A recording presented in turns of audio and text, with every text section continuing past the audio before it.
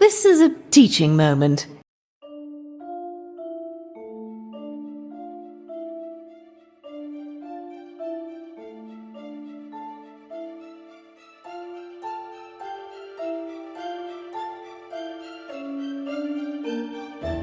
Hey guys, welcome back to the show. Today I'm reviewing The Great Perhaps, a game that asks big questions about time, fate, and why some puzzles exist at all.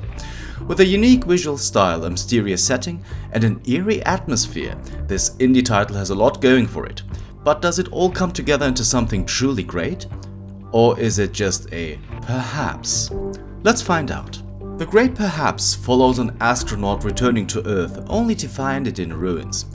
Through the power of a mysterious lantern, he can glimpse the past, revealing a world before the catastrophe. It's a fantastic setup that lets you experience two timelines at once, exploring the past and present in a way that adds depth to the world.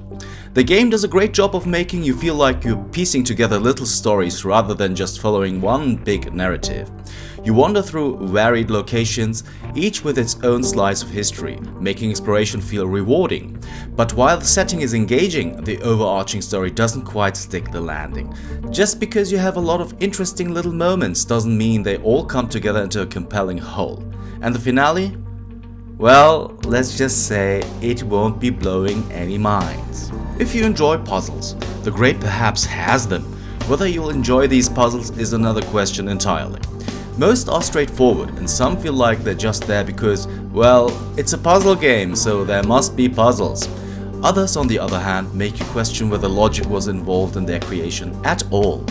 The time travel mechanic should make for interesting challenges, but instead it often feels underutilized or overutilized, whether you like it or not.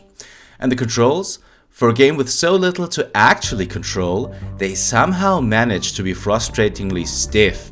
It doesn't ruin the experience overall, but it definitely makes certain moments more cumbersome than they need to be. One of the game's strongest aspects is its presentation.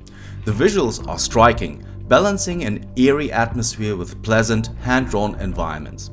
It's a style that won't be for everyone, but if it clicks with you, it really enhances the experience. The soundtrack is subtle, which I appreciate, it never gets in the way. However, it's also not very varied. After a while, it starts to feel repetitive, almost blending into the background a little too well. The sound design does its job, but it's nothing particularly memorable. The Great Perhaps is an interesting indie game with an engaging premise, an eerie yet beautiful art style, and a world that encourages exploration. But for everything it does well, it also stumbles. The puzzles range from too simple to completely baffling. The game feels more suited to mobile than PC or console, and the ending, well, it happens. For me, The Great Perhaps is a 5 out of 10. It's got a great concept and some solid moments, but the gameplay, controls, and story execution hold it back from being something truly special. If you like atmospheric indie games and don't mind some awkward puzzles, it's worth a look. Just don't expect all its ideas to fully come together. Thanks for tuning in. I hope you enjoyed this review. I would like for you to share some thoughts in the comments if you like, and I hope to see you on my next review. See you then.